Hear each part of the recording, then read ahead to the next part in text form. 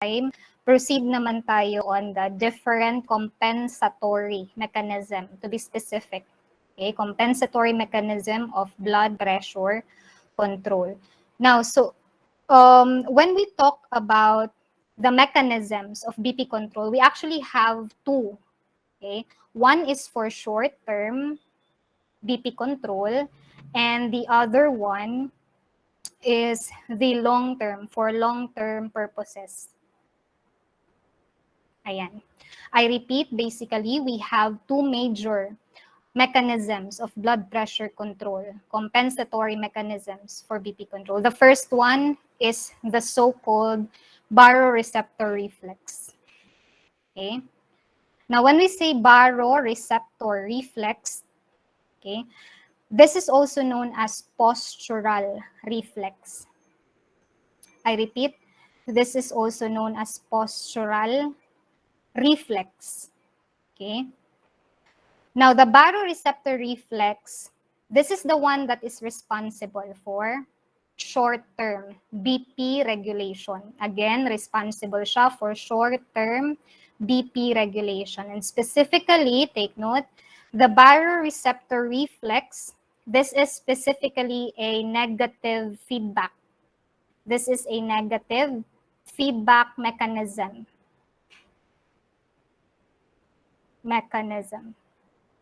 Okay, so negative feedback mechanism for BP control, that is the baroreceptor reflex. Another thing that you have to take note, ang baroreceptor reflex, the reason why it is called short-term, it is because it is responsible for the short-term or short moment changes in our BP. I repeat, it is said to be short-term BP regulator in our body because responsible siya for those short moment changes in our blood pressure. So for example, yung pinaka-common example is for the body position. Okay, body position. So itong baroreceptor reflex, siya yung nagme-mediate ng, BP monitoring, okay, BP control, kapag nagbabago tayo ng positioning. Okay, so for example, from sitting, iba yung BP natin kapag we are sitting. Okay, kapag tumayo tayo, when we are standing, magkaiba din yung blood pressure. Okay, so normally, kapag standing position ta, ang tendency, mababa yung pressure. Normal na siya. Okay, kapag nakatayo ta ba, tendency na mababa yung pressure because of the pull of gravity.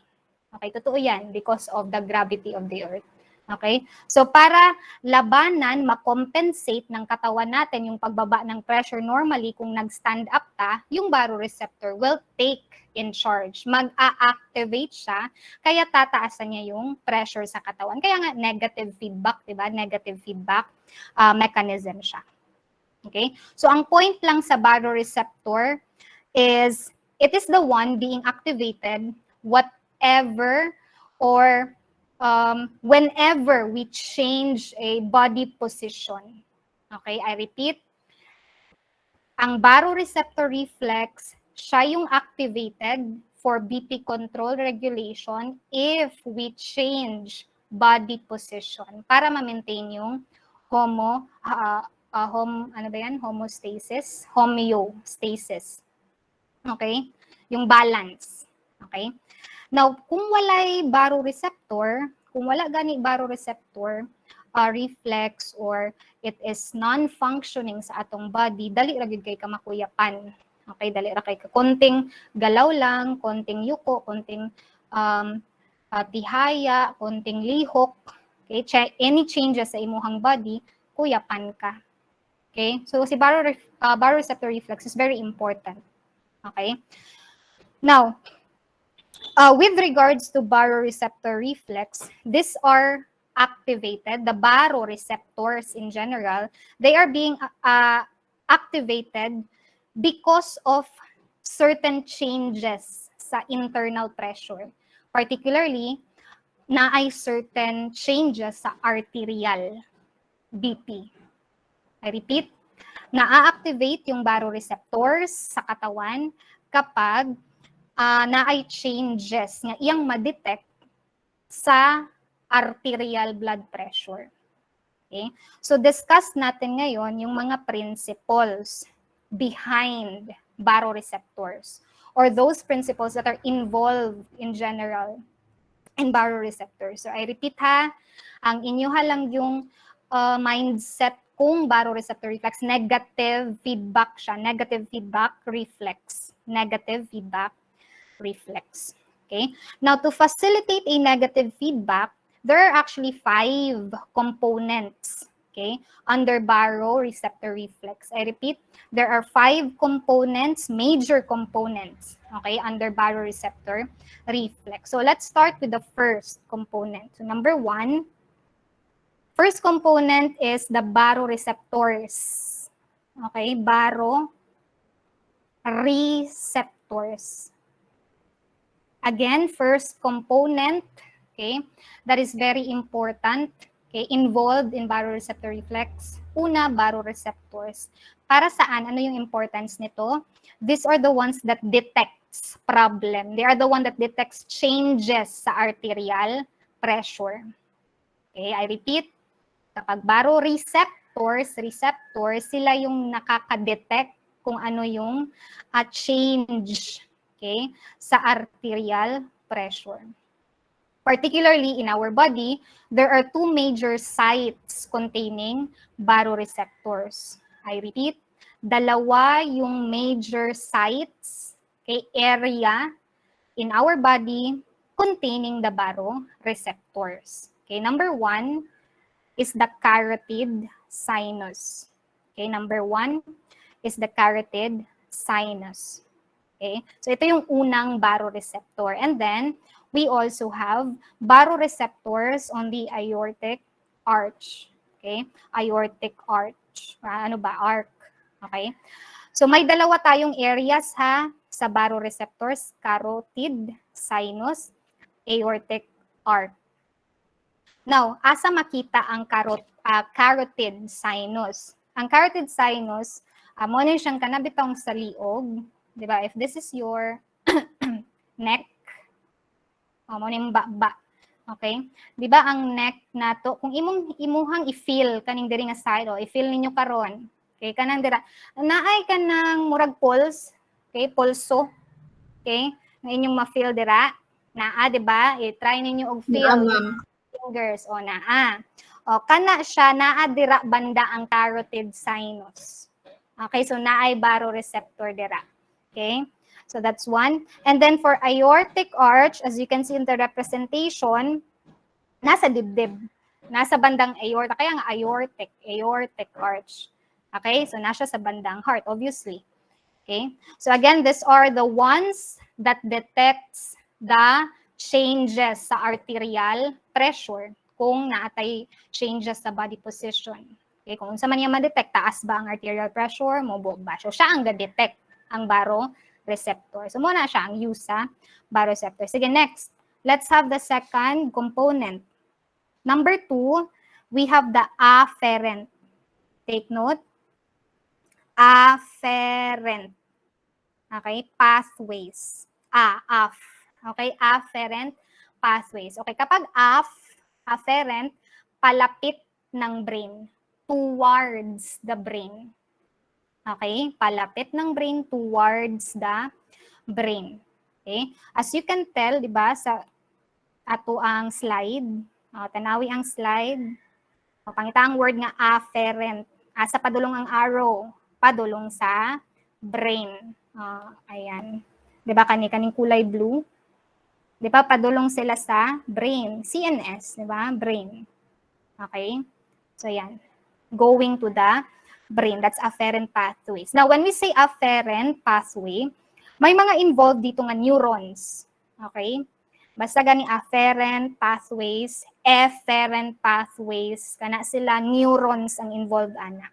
Now, for afferent pathways, mga sensory neurons, okay, yung involved dito. I repeat, sa afferent pathways, sensory neurons yung involved dito. Okay? Ayan. Now, yung mga sensory neurons particularly, they are the ones that transmits impulses going to the brain. Okay, sila yung nagtatransmit, nagdadala, carrying the impulses going towards the brain. Alright? Towards the brain. So with that, para makarating yung impulse from the carotid sinus, di ba? Yung impulse nanggagaling sa carotid sinus, nanggagaling sa aortic arch, kasi doon na-detect yung changes sa arterial pressure. Okay, para makarating yung impulse doon sa brain, dadalhin yan ng sensory neurons. Okay, the ones that highlighted with color blue. Okay? So you have there, di ba, naka-label man from carotid sinus and then naka-label yung from aortic arch. Okay? Now, in general, these sensory nerves, these are actually cranial nerves. Di ba? Parehas na sila, synonyms na sila. Cranial nerves, sensory nerves, yan na yun. Okay? Yung afferent, involved sa afferent pathways. Now, I want you to know, okay, what are this, or what are the names, no, of this afferent nerve. Okay. Now, number one, itong number one, yung from the carotid sinus, okay, yung linya, gikan sa carotid sinus, kulay blue, padulong brain, kana nga nerve, carrying the impulses, that is afferent nerve number 9, diba? As labeled. That is afferent nerve number 9. So that is sensory neuron number 9. This is also known as glossopharyngeal neuron. Okay, glossopharyngeal neuron. Okay. So again, the sensory neuron from carotid sinus, the sensory nerve number 9, that is also known as glossopharyngeal neuron. Now, from the aortic arch naman, aortic arch, we have the afferent nerve number 10. Diba? Roman numeral 10 yan. Ito naman, ang tawag dito is vagus. Okay, ito yung vagus nerve. Okay, vagus nerve. Okay, so again, these are the different afferent pathways involved in the transmittance of impulses from the baroreceptors itself to the brain. Okay, so that is the afferent pathways. Okay, third component ng baroreceptor reflex. Third, we have the vasomotor center. Okay, vasomotor center. Now, when we talk about vasomotor center, okay, that is found in the brain, particularly in the medulla, okay, in the medulla of the brain. So it is found here, okay, as being labeled. Kanang labeled, kanang naay linya.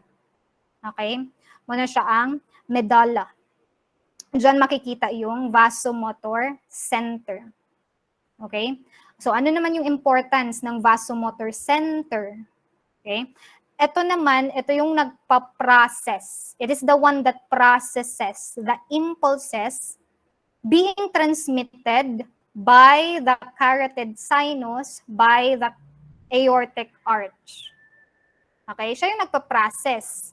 Okay? Diyan dadaan yung impulses na dinala ng mga afferent neurons galing sa mga baroreceptors, carotid sinus, and aortic arch. Now, regarding vasomotor center, there are actually two impulses that can be carried by afferent pathways. Okay? Diba, ang impulses gi-carry ni afferent neuron padulong kay vasomotor center. Nanay duha ka impulses na gina-carry sa afferent pathways, then i-process dayon ni vasomotor center. Okay, again, ay dalawa. Okay? Una, number 1, pwedeng ang ma-receive ni vasomotor center is mataas na arterial pressure. Okay? Or kaya naman, second, pwedeng mababa na arterial pressure yung ma-receive niyang or ma-process niyang impulses. Now, what's the importance of telling this? Since ang baroreceptor ay negative feedback mechanism, diba? I-emphasize that. Kung ano yung matatanggap na impulse, okay, ng vasomotor center, ano yung matanggap niya? Either of the two dyan. Ang gagawin ng baroreceptor reflex as a whole, i-oppose. Diba? I-oppose niya. It must oppose that stimulus. Okay, so for example, kung mataas na arterial pressure, syempre ang gagawin ng vasomotor center, okay, pag-process niya iyang ipababa ang arterial pressure. And then, kung mababa naman na arterial pressure iyahang na-receive, okay, as the impulse, as a negative feedback mechanism, iyang ipataas ang pressure. So, ana lang ang concept. Okay? So, that's for the vasomotor center. Iya siya ang processing. Okay? Processing sa impulses. O, sige. Fourth component ng baroreceptor reflex. The fourth component is the efferent pathways. I repeat, efferent pathways naman. Okay? The fourth component. Now, when we say efferent, di ba kanina yung mga afferent, mga neurons yon. Si efferent pathways din, neurons din yung involved dito. Okay? Specifically, this time, the neurons are motor neurons. Okay? This time, motor neurons. Okay? Ang involved, motor neurons. Okay? So kapag motor neurons, they are the ones that carries impulses from the brain, mula sa brain, going to the effector organ. Kasi effect na di ba? Efferent. So ang impulse, okay, sila ang ga-carry, okay, padulong didto sa effector organ. Okay. Sige, discuss na to yung with regards to efferent pathway. Take note, di ba, it depends on the stimulus that is being detected by the brain kung ano yung magiging response ng effector organ. Sige. Kung, let's say for instance, kung mataas, okay, na arterial pressure, dito na lang ako isulat ha, sa gilid. Kung mataas na arterial pressure, ang na-receive, okay? Ang magiging response, okay, ng brain via the efferent pathway is the one in color green. Okay, kung mataas. Okay? Itong nasa taas. Yung nasa taas sa kanya akong gibaga o highlight. Again, kung mataas, sige, diri na ako ibutang, kung mataas na arterial pressure, okay, ang magiging response ng medulla ng vasomotor center via efferent pathway is that one. Okay, via efferent nerve number 10. Okay, efferent nerve number 10. Okay, yung efferent nerve number 10, vagus din siya. Ang tawag din dito is vagus nerve. Pero this time, efferent naman, this is a motor nerve. Take note ha, magkaiba yan. Although the same lang ilang term, okay, vagus nerve, magkaiba po yung paingnan, asa sila padulong. Afferent man ang isa, kani efferent, padulong ni siya sa effector organ. Motor nerve ni siya. Okay, motor nerve. Nasa efferent pathway na tayo. Okay, kung mababa naman ang arterial pressure, okay, so letter A na siya. Letter B, pag mababa na arterial pressure ang na-receive, okay, ang magiging response is via efferent nga sympathetic nerve. Okay, ito. efferent sympathetic nerve. Okay, arrow na siya, arrow. Okay? I repeat, kung mababa na arterial pressure ang na-receive, ang iyang response, okay, is via dito moagi sa sympathetic na nerve. Okay, sympathetic efferent nerve. Okay, kumbaga sympathetic nerve yung activated kapag mababa na arterial pressure yung na-process ni medulla. Okay, aside from that, pwede din dito sa itong nasa baba. Pwede din kapag mababa na arterial pressure. Okay, via adrenal medulla. Okay, via adrenal medulla. Pwedeng dyan kapag mababa ang arterial pressure. Okay? So I repeat, kapag mababa ang arterial pressure, dalawa yung magiging response. Una, pwedeng sa sympathetic efferent nerve. Second, pwedeng via adrenal medulla. Okay?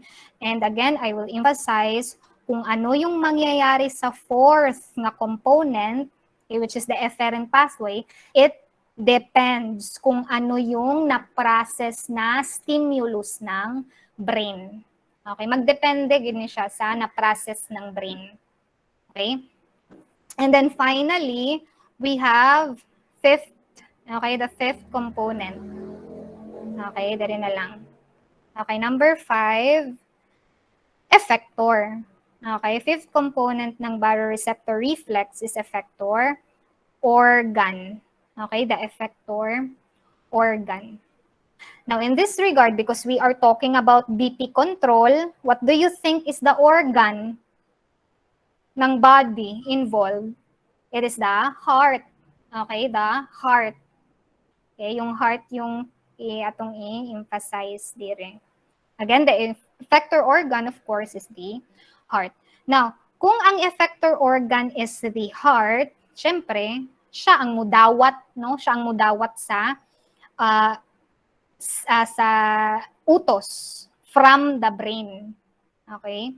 Siya ang mudawat sa response, okay, from the brain. I repeat ha, ang iyahang response, ang iyahang i-provide nga action dire sa heart depende sa case. Okay? Sige. Let's have, for example, pag mataas na arterial pressure, okay?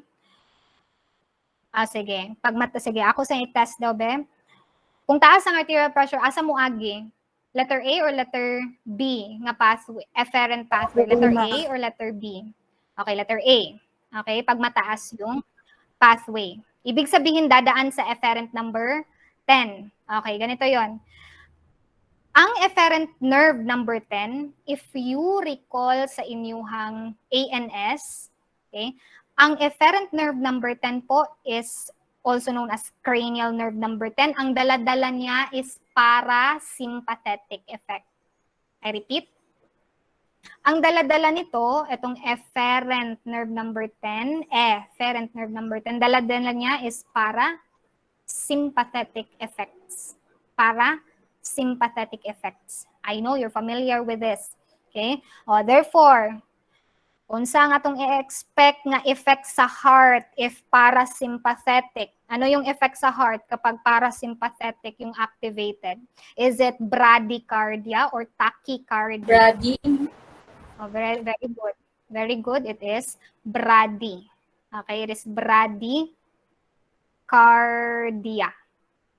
Okay?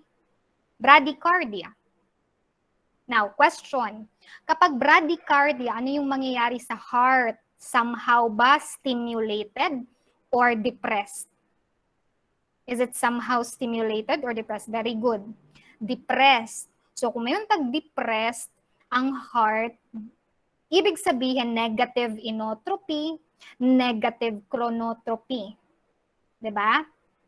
What do you think will happen if the arterial pressure, diba, taas iyahang na-receive, then bradycardia. What do you think will happen sa arterial pressure kapag bradycardia in the end? Okay, baba. Diba? Baba yung arterial pressure kapag bradycardia kasi nga negative inotropy, negative chronotropy, parasympathetic effects yan. Okay, mababa. Diba? Kaya ang ultimate effect yun, pag mataas yung arterial pressure via bradycardia, bababa yung arterial pressure. Okay? So, di ba, as you can see, na-counteract. Di ba? Na-counteract yung nangyaring mataas, ito, yung mataas na arterial pressure na na-receive ng mga baroreceptor, pag-process ana sa brain, negative feedback. Negative feedback yung mangyayari. Sige, second. O, kapag naman yung opposite na lang ni, 'di ba? Kapag naman yung na-receive na impulses ng baroreceptors, mababa na arterial pressure. So, paano naman pag mababa yung arterial pressure? Dadaan sa letter A or letter B? Letter A or letter B? Pag mababa, okay, letter B. Okay, so you can see here, nadadaan sa, klaro na kay ang word, sympathetic. Sympathetic trunk. Okay, so ibig sabihin, yung neurons, okay, nadadaanan niya sympathetic. And what do you expect kapag sympathetic response ng heart? Diba? Opposite ng bradycardia. What is the opposite of bradycardia? Very good. Tachycardia. Okay, so this is already tachycardia.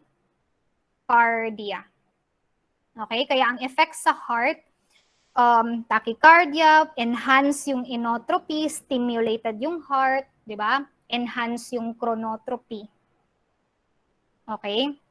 O, kung enhance inotropy, enhance chronotropy, syempre, yung magiging effect sa pressure, taas yung arterial pressure dito. Di ba? Taas yung BP. Okay? So, yung effect dito, taas BP, negative feedback ulit. Okay, negative feedback ulit. So, very good siya, si Baroreceptor Reflex to maintain homeostasis. So, ito yung mangyayari ha sa Baroreceptor Reflex. Okay, naataan eh, normally. Okay, so altogether, that ends Baroreceptor Reflex, the first compensatory mechanism ng body natin for BP control. Please familiarize this ha, kasi later nun pagdating natin sa latter part ng antihypertensive, mugawas gihapon ni si baroreceptor nga nung may side effect nga reflex tachycardia, ang ingani nga gamot nga nung naay kuan man unta siya pampaubos og BP pero naa siya side effect nga reflex tachycardia. So it has something to do with our baroreceptor reflex. Okay, so please know this. So I repeat, the components under this is baroreceptor reflex, baroreceptors, afferent pathways, vasomotor center, efferent pathways, and effector organ. Okay. Next, proceed ta sa long term. Ito naman yung long term nga BP regulation. Okay. So I repeat, the one that is responsible for long-term BP regulation is the RAAS. And I believe you have encountered this somehow sa inyong other or previous subjects, RAAS. Okay? With regards to RAAS, there are three key triggers or three stimuli. Okay, natay stimuli that activates RAAS. Okay? So number one, we have the beta-1 receptor activation. O, di ba? Ang beta-1 receptor, mostly, yes, nakikita siya sa heart. Pero, take note, meron din tayong beta-1 receptor, di ba, na makikita sa kidney. Particularly sa area ng juxtaglomerular apparatus. Okay, you can scan over your notes ha. I repeat, meron tayong beta-1 receptor sa kidney, particularly yung sa juxtaglomerular apparatus. Activation of beta-1 receptor in there activates RAAS. Okay? Another stimuli is the renal hypoperfusion. And third, we have the renal hypotension. Okay? So I repeat, kani sila in general, Okay? Kapag may beta 1 activation, renal hypoperfusion, renal hypotension, this will all result to renin release. Okay? This will result to renin release. Okay, renin release. With renal hypoperfusion, ito yung hypo, mababa. Mababa yung kung perfusion, blood supply. Okay, blood supply. Okay? Particularly sa kidney. Renal renal. Sa kidney, mababa yung blood supply. Renal hypotension, mababa yung pressure sa kidney. Mababa yung pressure sa kidney. So I repeat, lahat ng to, ang ilahang end result, ma-release si renin. Okay, ma-release si renin. Beta 1, ma-activate siya sa juxtaglomerular apparatus, ma-release si renin. Okay? And the rest. Okay? So, ang question karon, unsa dining renin? Okay? Kinsa ning renin. Renin is an enzyme. Okay? This is an enzyme. Okay? Now, take note, when the time comes nga si renin ma-release by the kidney, automatic RAAS will happen. Okay? Basta yun na renin, pila pa nakagamay or pila kadaghan, RAAS will be activated. Kaya diba, kung imong tanawon, ang word, okay, ang full word sa RAAS, renin tapos na dash. Okay, renin tapos dash, mura siya domino effect, cascade ang iyang effect. Kung na renin, angiotensin will be formed. Because of angiotensin, there is release of aldosterone. Domino effect yan. Cascade. Simultaneous, kumbaga. Okay? So, renin, angiotensin, formation tayo ng aldosterone. Okay? So, please take note ha. Pag may renin, RAAS will happen. So, ngayon, let me discuss this figure. Okay? So, this is something to do with RAAS. Renin, angiotensin, aldosterone system. So again ha, ang key factor para ma-activate ang RAAS, si renin. Okay? Okay, ma-release si renin. Unsaon pag-release sa renin, natay tulo ka stimuli, tulo ka trigger. It's either beta 1 activation sa juxtaglomerular apparatus and yung pangalawa tatlo. Okay? So, when renin is secreted by the kidney, so direta, akong i-zoom. As you can see, you have kidney there. So, kung ma-release si renin, it will facilitate, yung plus dyan, di ba na plus?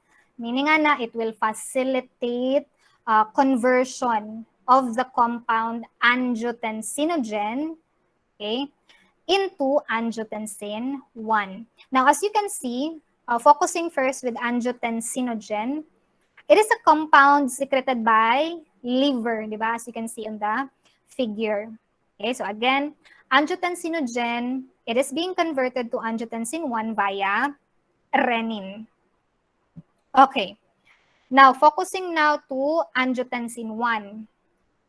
Take note, si angiotensin 1, wala pa siyang physiological effect.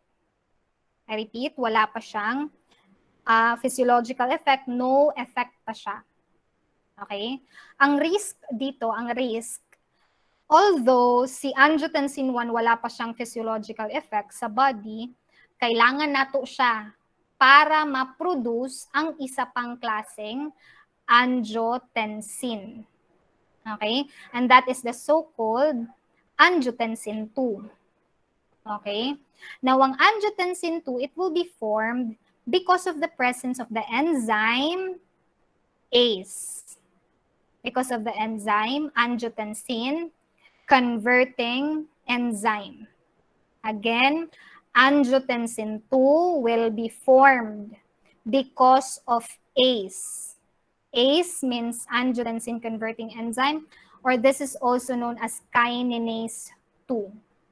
Kinase 2. So it is an enzyme. Now, regarding kinase 2, regarding ACE, As you can see in the figure, diba, it is mostly secreted by lungs. Okay, kaya may drawing dyan na lungs. And some, okay, some, only a few lang yun, no, are being secreted by the kidneys. Pero take note ha, mostly is secreted na siya by the lungs. Okay, lungs ACE. Okay, so that is how the formation of angiotensin 2. Okay, now let's give focus on the responses ngayon ng angiotensin 2. As you can see, ang daming arrows. Diba? Ang daming stimulatory signal. Yung mga broken line dyan, then may mga effect. Okay? Ayan.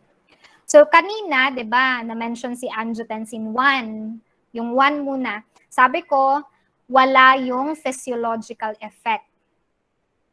Now, comparing to angiotensin 2, ang dami niyang effect in the body, yung angiotensin 2. And ang shortcut kanitanan nga na-mention sa figure, shortcut ra na nga effect, basta nagi angiotensin 2, taas BP. Okay, basta ana gyud. Okay, na angiotensin 2, taas gining BP. Okay, that's the ultimate effect. Okay, it will lead to increased BP. Sa atong isa-isa yung tanan para ato masabtan nga nung increased BP ultimately. Okay, sa isa yun nato tanan iyahang mga responses. Okay, number 1, as you can see here, 'di ba? Angiotensin 2 formation, there is an increase daw po yung nasa taas, number 1. There is increase in sympathetic activity. Sympathetic activity. Recall the sympathetic activity. Ano yung example? Halimbawa sa vessels, what happens to the vessels? Is it constricted or dilated? Is it vasoconstricted or dilated? Diba? There is vasoconstriction. Diba? Vasoconstriction. What happened to the heart rate? What happened to the heart rate? There is tachycardia. Okay, tachycardia. O ngayon, pag may vasoconstriction, question, tumataas ba yung BP? Tumataas ba yung BP kapag may vasoconstriction? Yes, probably. No? Taas yun ang BP. Okay? O, second effect Yung second dito, number 2, you have here, upon formation of angiotensin 2, sabi dito, sodium ion reabsorption. And sabi pa dito, water retention. Retain ang water, na-reabsorb yung sodium. Okay? Now, if you were able to do your task na I told you to access the completed part 1 of antihypertensive, na-discuss ko doon na with increased sodium ion and with water retention po, this could be factors that could eventually increase BP. Kasi tumataas yung blood volume with water retention. Okay? Affected yung stroke volume, kumbaga. Okay, you can just access that later on para inyo masabtan. So again increased fluid content in the blood. That will affect the cardiac output, increase yung cardiac output. So kung increase ang cardiac output, directly proportional naman yan to the BP. So increase yung BP. Next, another effect. Upon formation of angiotensin 2, there is aldosterone. Okay? Remember, di ba? Kaya nga RAAS. Ano nga ulit yung RAAS? And with angiotensin 2 formation, ayan. Di ba? Tanawa ang taas. With angiotensin 2 formation, ma-induce yung aldosterone. Okay? Ma-induce yung aldosterone from the adrenal cortex. Okay? And the effect, look at the arrow sa aldosterone nga word. Diba? If you try to look at the aldosterone, na siya arrow pataas. Yan. Hoy, nag-ano na siya, nag-hang. Okay, hang na gid siya. Okay, basta kay na siya arrow pataas kani. Asa siya padulong, there is water retention, there is fluid retention. Yung may blue arrow dyan, aldosterone secretion, then may arrow pataas. So meaning with aldosterone, yung effect simultaneously may fluid retention. Okay? And with increase sa fluid retention, tataas yung blood volume. Di ba? Tataas yung blood volume. Pag taas yung blood volume, taas BP. Okay? Taas BP. Okay? So yan, for aldosterone. Next, you have here arteriolar vasoconstriction. Okay, so na-discuss na to. Yung arterial vasoconstriction, yung nasa taas, under sympathetic activity, di ba? This is part of sympathetic activity. So kung may vasoconstriction, taas BP. Okay? And in some cases, yung nasa baba, in some cases, angiotensin 2 also promotes release of antidiuretic hormone, ADH, that is antidiuretic hormone. Okay? Antidiuretic hormone, this is also known as vasopressin. Okay, vasopressin. And as the term suggests, di ba, anti-diuretic, pigil yung diuresis, pigil yung pag-ihi, pigil yung urination. So, instead nga atong maihi ang mga water molecules, ang sodium ions, okay, magpabilin siya sa sa volume, okay, ng intracellular fluid, or ang harmful kung magpabilin siya sa blood volume. So, mutaas ang blood volume karon kung ma-reabsorb, di ba, ang water. Taas blood volume, kung taas blood volume, taas na po ang BP. Okay? So again ha, kapag nagkaroon ng water reabsorption, tataas ultimately yung blood pressure. Okay? So that's why ultimately ang RAAS, as I've said, with angiotensin 2 formation, tumataas yung blood pressure. Taas yung blood pressure. Okay, so RAAS with renin, nagagawa yung angiotensin 2. And because of angiotensin 2, na-secrete si aldosterone. RAAS yan, RAAS. Okay, question. I have a question. Do you think whenever there is a drug that is able to target RAAS, would it provide clinical benefit to hypertensive patient? Yes or no? Yes. It will provide a clinical benefit to hypertensive patient. Kung ang drug, iyang targeton ang RAAS, pipigilan niya yung RAAS, of course, okay, there would be a beneficial clinical effect, no, sa hypertensive patient. Okay, kapag pigil ang RAAS, so walay angiotensin 2. Walay angiotensin 2, baba ang BP. 'Di ba? And there are drugs, no? Sa latter part na to, there are what we call angiotensin receptor blockers. Yun yung mga ARBs, no? Yan yun. Di ba natin ACE inhibitors? I know you're familiar with ACE inhibitors. So, kapag tinanong kayo, does ACE inhibitors targets RAAS? Yes. It targets RAAS. Okay? Kasi di ba yung ACE, yan yung enzyme very important to convert angiotensin 2. So yan. So this really makes sense. Itong pathway na to, you have to know this. Inyog yung masteron, pati itong baroreceptor reflex, para dali ninyo ang masabtan ang MOA sa drugs. Okay, kung yung ACE inhibitor, yung gi-inhibit ang ACE, walay ma-form nga angiotensin 2. So ana lang. Okay, so next meeting, okay, we will have the antihypertensives. So again, Overall, taken all together, these are the pathways involved sa maintenance ng blood pressure. Okay, so ang tawag dito, mga compensatory mechanisms. We have this, so natin ani compensatory mechanism to maintain homeostasis. Pero kung over na kaayo, di ba? Kung over na kaayo ang RAAS, okay? And then na ay high blood ang pasyente, so that's the time we have to manage.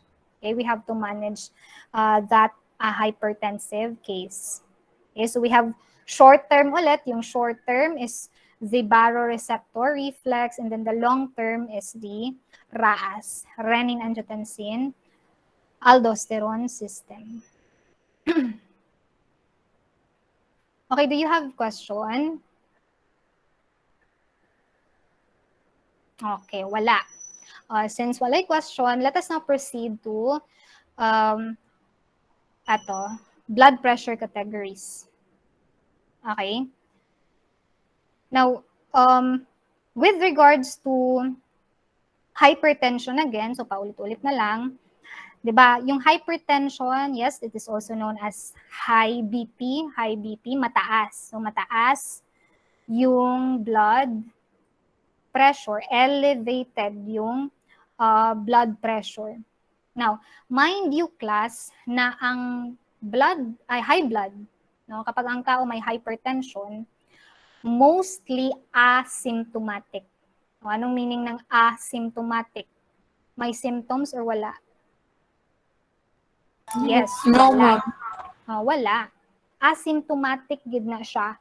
May a majority sa cases na may hypertension. Okay? But although na ay some few nga symptomatic, but take note, when we diagnose a person nga hypertensive siya, meron siyang hypertension, it will not depend on that symptoms being reported by the patient.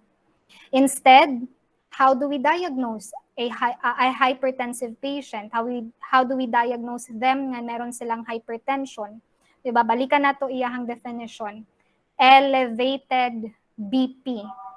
So, ibig sabihin, we diagnose a patient with hypertension depending on the measurement of BP. Particularly, dapat nagid siya what we call elevated blood pressure.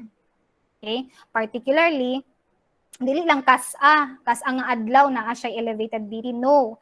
We diagnose hypertension based on repeated kanang reproducible nga measurement sa elevated BP. So somehow, maybe some of you kay naamoy kanang bitang equipment to measure BP, then naay uban nga ga-monitor, maybe inyuhang lola, naay weekly nga monitoring silang BP. O yan, kapag weekly, everyday baka or kanang alternate days, taas iyahang BP, nabilong gid siya sa elevated, then that's the time, no? High blood gid siya, high blood. Pero syempre kung isa ra ka day, layo ra kay ang chance, no, nga naa siya. Kay daghan ta factors no nga namutaas ang BP. Pero karon we all know nga gakabata ang high blood. Okay? Now, how do we classify nga kana nga value elevated na siya nga BP? No, how do we consider nga high na siya nga blood pressure? Depende lang lugar, no. Naatay guidelines, no, set natay gi-establish nga mga guideline by certain association sa BP measurement among adults. Okay? And somehow you have to know this, okay? Yung classification ng blood pressure. If it is normal ba, if it is stage 1 hypertension, stage 2, you will use this maybe sa inyong laboratory, naghatag na si Ma'am Doreen sa inyong case study. You can use this, okay, to identify if kana nga BP, okay, given in the case of the patient, elevated ba, stage 1, stage 2, ganon. Okay? So, for the first table, in particular, ito yung guideline on blood pressure measurement based sa 7th report. This is 7th, okay, report of JNC. Okay, I repeat, Ito yung guideline on BP measurement based on the 7th report of JNC on prevention, detection, evaluation, and treatment of high blood pressure. So you can take note here, di ba? 2003 ni siya nga report. JNC7, kani nga table, 2003 ni siya nga report. So as presented in the table, merong set of categories, no? Merong set of classification ng blood pressure measurement. Excuse me. And as per BP measurement, as you can see, it is composed of measurement both for systolic and you have their measurement for diastolic. Okay? Now, if we write that, yung nasa numerator, yun yung systolic, okay, BP.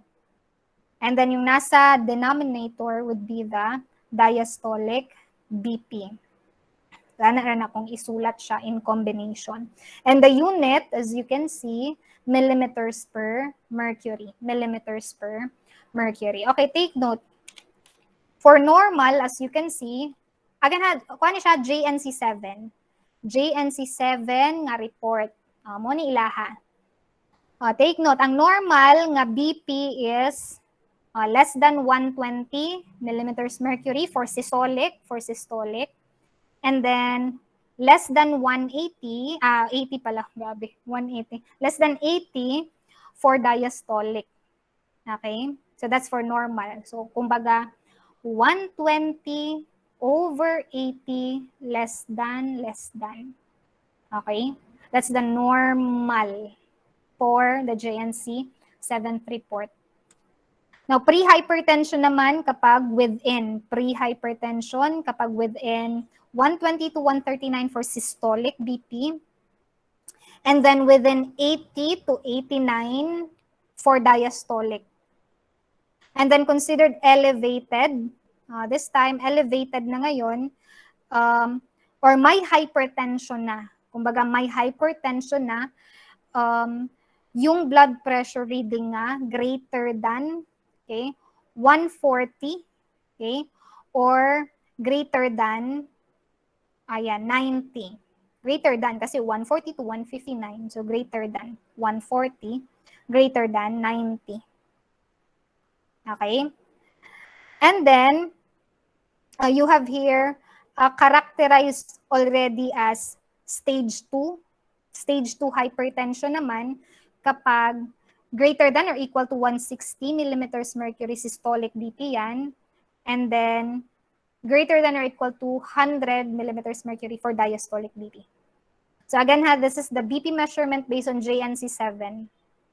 Okay, JNC7 published in the year 2003. Now, as you can observe on the systolic, sa systolic muna yung nasa second column. Okay, as you can see, the measurement on systolic BP mas higher, di ba? Mas higher yung numeric values compared to the diastolic BP. Why do you think so? Bakit mas higher yung values under systolic? Kasi the systole. Ano nga ulit yung systole? That is ventricular contraction. Naalala? Di ba? This is ventricular contraction. Okay? Pag may contraction, we suppose na mayroong force. Diba? May pressure. Okay? May pressure observed. So higher yun ang systolic blood pressure measurement than the diastolic BP. Kasi yung diastolic, diastolic, ano naman ito? It is, kung contraction yung systole, ito naman yung relaxation. Very good. Okay, so take note. Systolic BP, contraction, diastolic BP, relaxation. Now, so done with JNC7, published year 2003.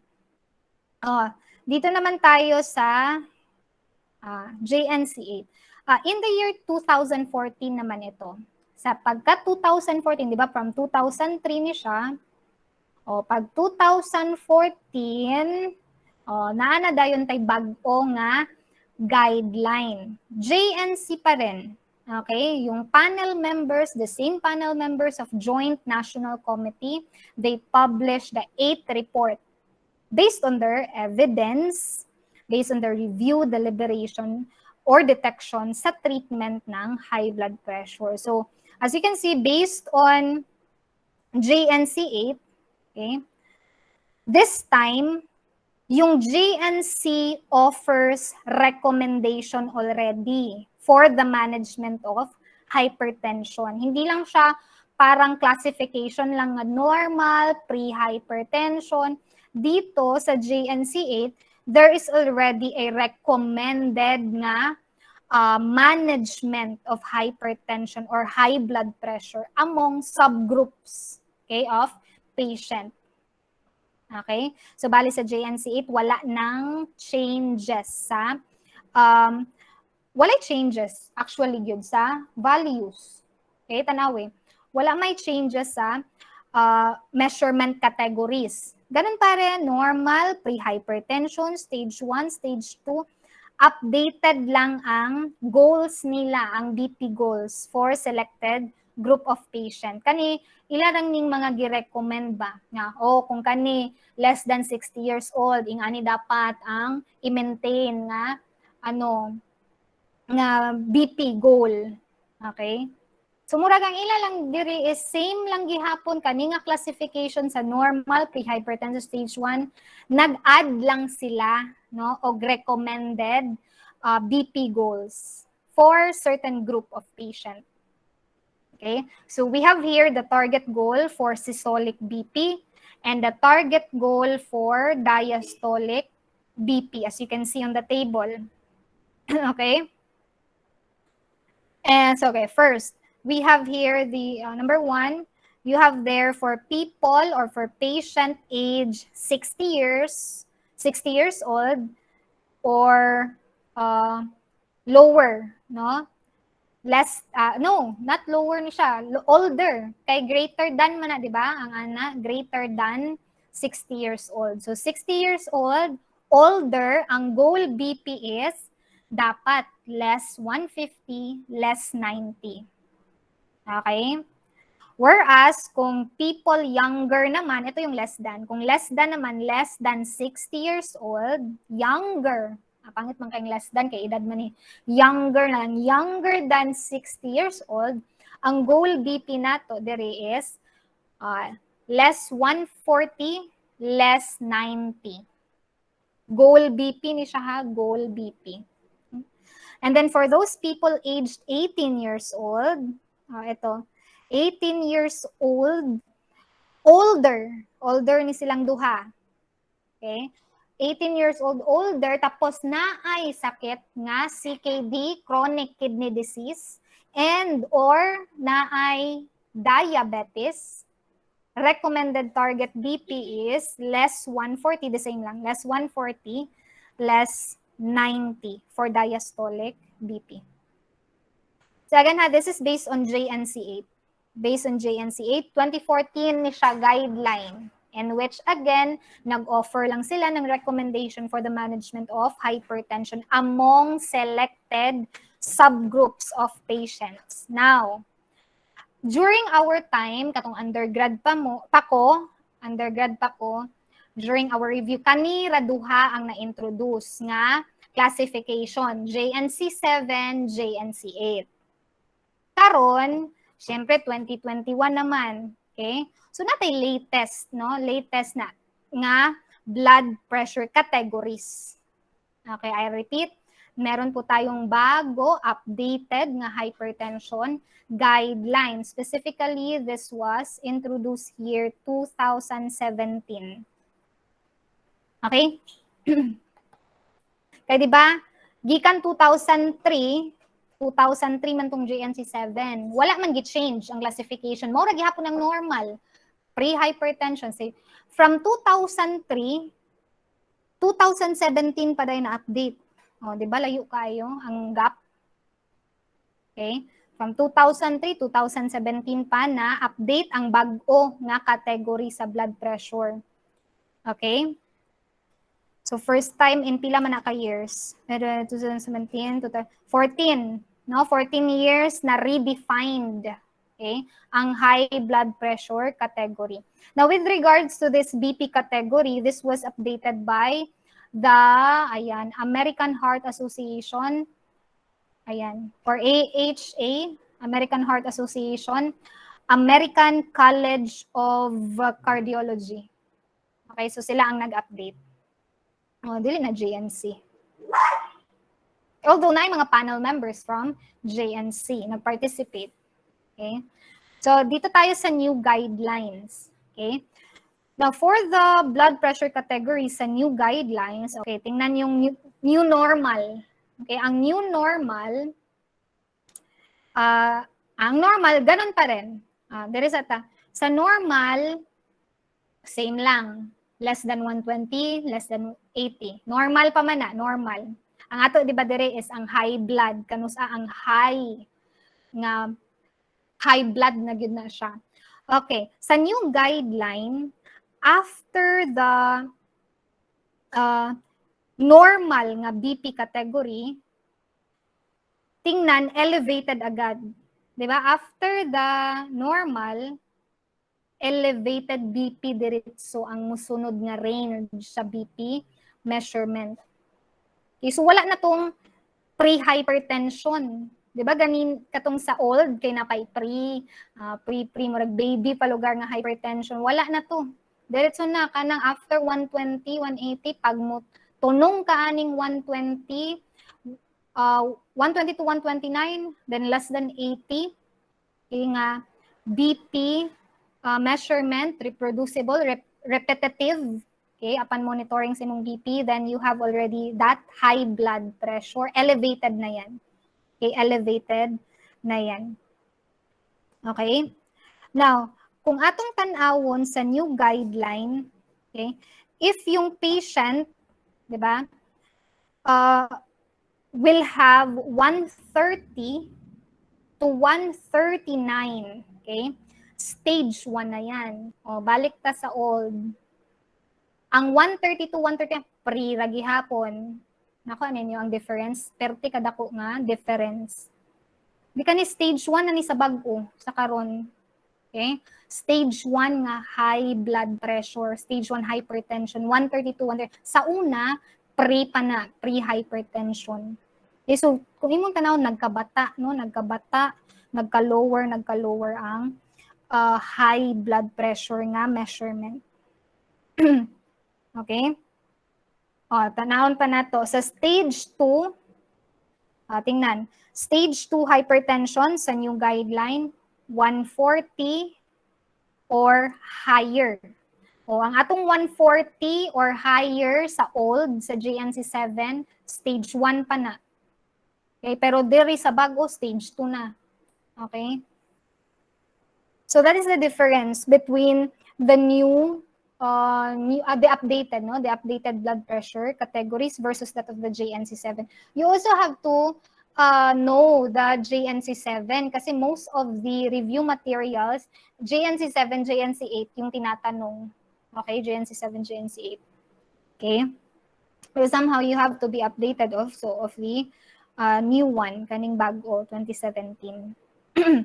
And lastly, you have here, di ba, categorized as hypertensive crisis, yung nasa pinaka-last. Naano tayo hypertensive crisis. Okay? Yung systolic BP is higher than 180. Then the diastolic, okay, BP is higher than 120. Okay? Again, higher than or greater than 180, greater than 120. Categorize yan as having hypertensive crisis already. Okay? And if that is the case, ang patient needs a prompt change already sa iyahang medication. Okay? If walay other nga indication or indicated problem, okay, pwede siya mag-change sa iyahang medication. Okay? But if there are already signs sa organ damage, nanay mga affected ng organs, okay, then hospitalization must be advised. Okay? So again, ito yung latest updated blood pressure categories. Okay, take note ha. It has a big comparison with the JNC7. Okay. Okay, let us have, ano pa yung time? Okay, let's have, ayan. Okay, at this juncture, we will discuss, ayan, the concept of the disease itself, hypertension, and ano yung mga posibleng problems, okay, that will rise because of this disease. Okay? Kaya yung hypertension, pag may high blood ka, delikado na yan kasi may iba-ibang arising na dayon nga sakit. Okay? Nga manunga. Okay? So recall, hypertension ulit, balik-balik, high blood pressure yan. Okay? Mataas yung BP. And kapag high yung BP, that is a sign. No? Sign na siya nga ang atong heart ga overwork. Atong heart, ang ato ang blood vessels, particularly yung arteries, overwork. Okay? So sobra ga trabaho, bago sobra ga trabaho ang heart tsaka yung blood vessels. Okay? So kung mayroon kag sobra ga trabaho ang ang heart tsaka yung blood vessels, ibig sabihin yung puso, this is the heart, okay, mataas probably yung blood volume. Okay, mataas yung blood volume that is being pumped out by the heart. Okay, okay, overwork man siya. Okay, high BP ni siya ha, high BP or hypertension. I repeat, ibig sabihin ng overwork yung heart, probably mataas yung blood volume being pumped out by the heart. So kung mataas yung blood volume, tataas yung cardiac output. Di ba? Kung daghan ang volume sa blood na i-pump out sa heart, ang output ng heart, ang cardiac output, syempre taas. Kung sa man ang effect sa BP, kani gihapon, di ba? Kung taas ang cardiac output, taas BP. Okay, at the same time, kung overwork ang atong blood vessels, example, atong arteries, blood vessels, kung overwork, taas ang tone sa arteries, then that will also cause high blood pressure. Okay? So ultimately, taas din yung BP kapag taas yung tone sa arteries. Okay? High BP. Taas ba ang pressure sa area, okay, kung saan yung, taas yung pressure sa arteries, okay, overwork man siya. Okay, by the way, kanang blood vessels nga very related to high blood pressure, si arteries na siya usually ha, usually. Okay, now tandaan, during high blood pressure, di ba, high blood, taas kaayo ang pressure sa blood flowing in the arteries. Okay, taas kaayo ang pressure sa blood flowing in the arteries, flowing through the arteries. Okay? With that, ang usual nga outcome eventually, kung taas ang pressure ng blood muagi sa arteries, that will cause thickening of the blood vessel walls. Okay, taas ang posibilidad nga mo thicken. Okay? That will cause thickening of the blood vessel walls, ang walls ng arteries. Okay? Now, unsa di ang normal or healthy feature ng arteries? Ang arteries, flexible na siya. In nature, flexible, elastic. Okay, mo na siya ang normal. Ang iyang inner lining, very smooth. Mo na siya ang normal ha, na feature ng arteries. Okay? Siyempre, this must be the characteristics of arteries para freely flowing ang blood. Tama? Dapat freely flowing good ang musubay nga blood sa arteries kay Asa man na padulong ang blood nga musubay sa arteries? Away, di ba, from the heart. So, papuntang mga tissues, papuntang mga organs na gakinahanglan og oxygen, gakinahanglan og nutrients from the blood. Now, due to high blood pressure, di ba, sabi ko nga, ultimately, kung over time, due to high blood pressure, nagtithicken yung walls ng arteries. As in, thicken than the normal nga thickness property ng artery. Okay? Now, pag nag-thicken yung walls, okay, ng arteries, indicator po yan na may damage sa cells ng arteries inner lining. Okay, diba dapat smooth? O, kung mag-thicken yan, indicator na yan na may damage sa arteries cells, sa inner lining ng artery. So, ang tendency kapag nag-thicken, whenever there are fats, okay, so pag may presence ng fats sa atong diet, okay, na ay, siyempre, mo enter man gyud na sa bloodstream, ang atong mga gipangkaon mo absorb man gyud na sa atong blood, di ba? So, there are fats in a form of lipoprotein, di ba? Ma-absorb na siya sa blood. Over time, kana nga mga fats makolekt sa damage nga arteries. Kasi nga, nag-thicken na yung arteries. Imagine niyo lang. And then, grabe kay kamukha ng cholesterol containing ng mga foods, lipid containing ng mga foods, yan. Okay, so over time, didikit po yan. Didikit yan sa arteries, yung thickened na arteries, building plaques. Okay? So, yung arrow na yan, kulay yellow ba yan? Yan na yung plaques. Okay?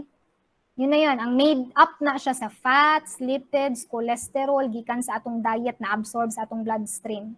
Okay? Now, kung nanay mamilit dira, nanay plaques nga ma-form, kumusta karon ang agianan sa dugo diri sa arteries?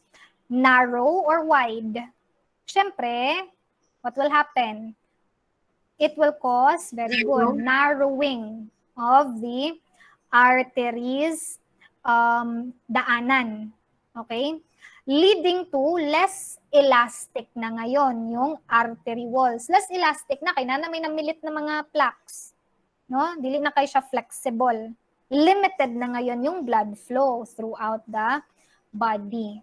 Okay? So, di ba, high blood pressure lang na nagsugod. High blood pressure lang na nagsuugod. Pero, syempre, majority, di ba, sa ato gakaon man ta, o kanang kuan, mga fat containing, cholesterol containing, kung pabaya na kayo, kita, bata pa man ta, okay pa. Okay? Pero kung madako mo, mag-age na ta, dira na nato ma-feel, no, ato mga pangbuhat sa bata pa ta. Okay?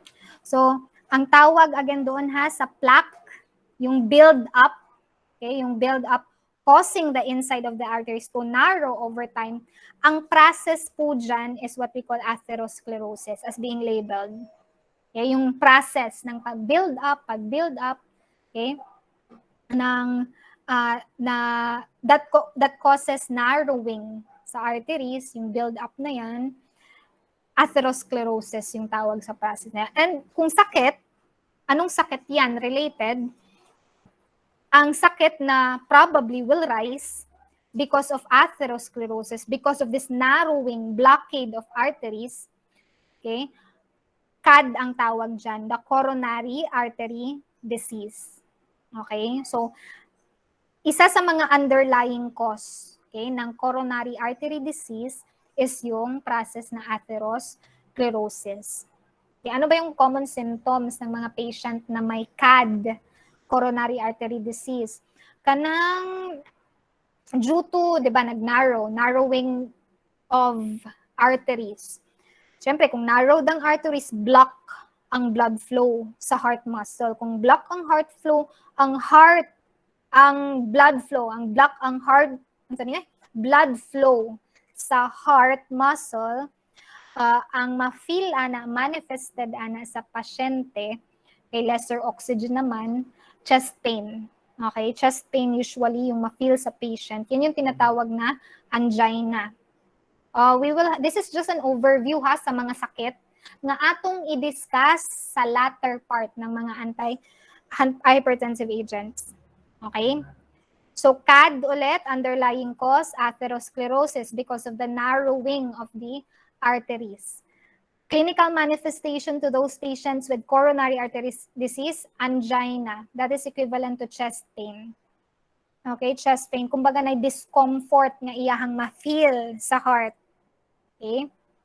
So again, ang underlying pathology ha, sa CAD, atherosclerosis. O ngayon, with blood, if yung blood flow po obstructed, narrowed naman, so mag-expect na gid ta kung narrow, padayon, narrow, kipot na ba? Kipot na ang agianan sa blood, so obstructed ngayon yung blood flow. Kung nga na, heart attack might happen.